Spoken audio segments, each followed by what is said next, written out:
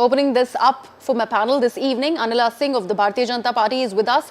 George Kurian, who is supportive of the Congress Party, is with us. Remember, the Congress Party has not been joining us on this debate, considering they are the ones who started this entire conundrum, but now they are deciding to stay away. It beats me completely, but we'll have to wait and watch what is the kind of response that we are getting from them and also from George Kurian. Also, Mr. K Siddhartha, who's a scientist, is with us, and also with us is Arun Anand, consulting editor, First Post. Anila, I'll begin with you since you're the only lady on the panel. Let me actually, go on with ladies first, as is the custom.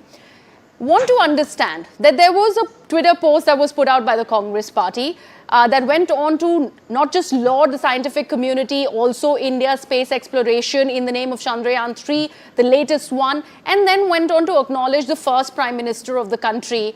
Why did BJP have to jump the gun and say that it's only under Prime Minister Narendra Modi's regime that India has achieved so much? My Ram to all, and if we talk about any success in the nation, whether the success is connected to the space or the defense or the industry, say our name, any success, definitely it is political.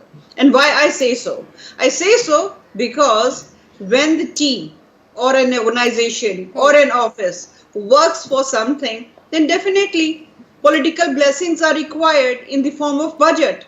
So if we talk about the budget, so we very well know that whether it was UPA or earlier times, how the Congress has behaved for any mission which has to be launched for the space. It is very step motherly treatment by the Congress for the space research or any sort of progress. So in today's date, when the budget is more than double since 2014, and we can see the wonderful work, and the Chandrayaan 1 was started during the tenure of Atal Bihari Vajpayee ji, and since Modi ji became the Prime Minister of this nation, so much of achievement has been there in this field. So why shouldn't we say that the new leap has been taken by the space research in our nation since Modi ji has become the PM?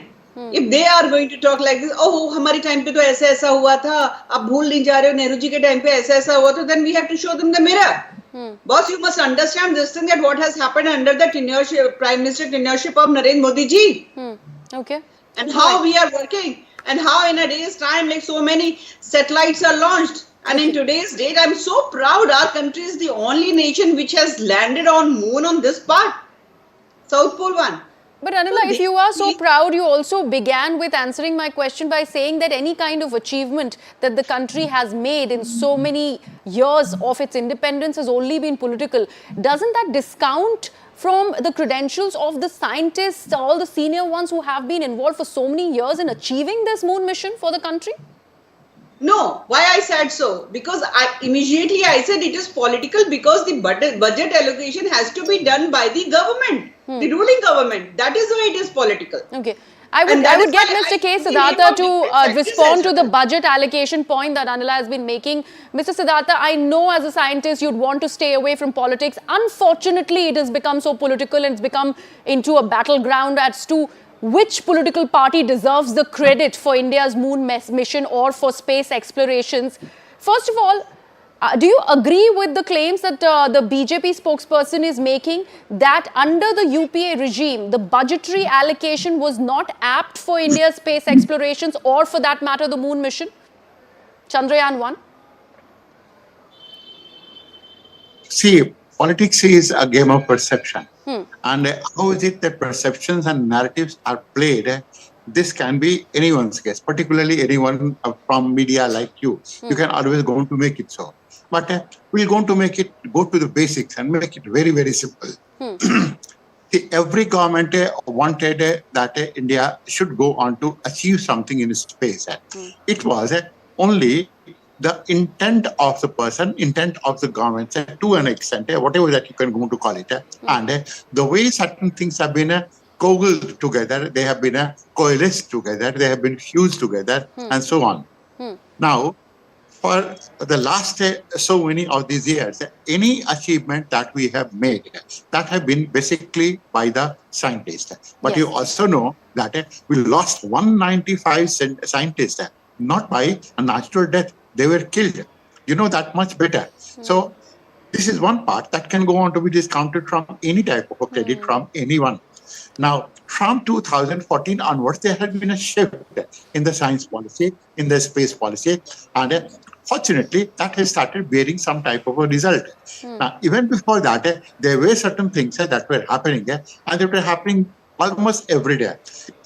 As far as technologies has been concerned, ISRO has been always trying to do it so. But imagine cryogenic engine.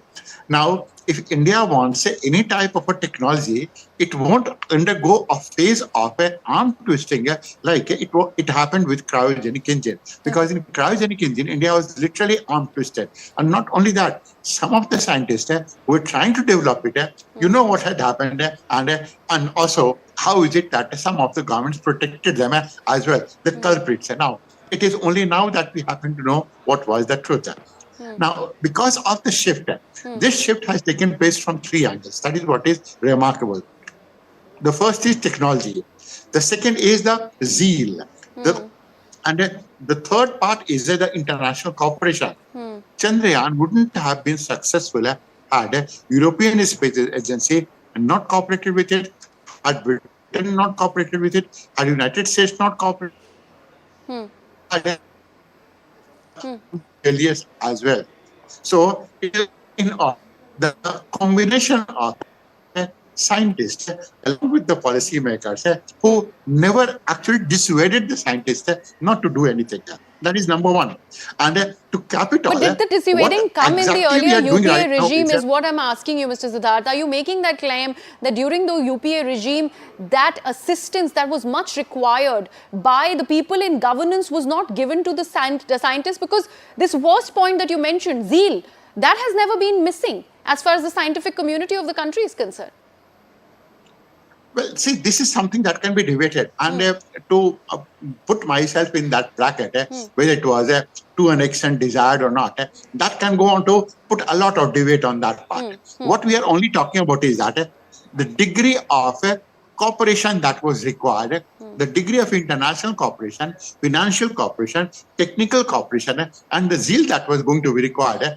In this case, the government has focused itself completely onto science, onto economy, and you see how is it that the international stature of India has grown. We are not being arm twisted. But of course, some time back we were being arm twisted. Now you can always go to say that there were reasons for it and so on and so forth. We don't want to drag ourselves into those aspects. But all in all, it has been a credit of the scientists. That is the way they have been doing the work. The way they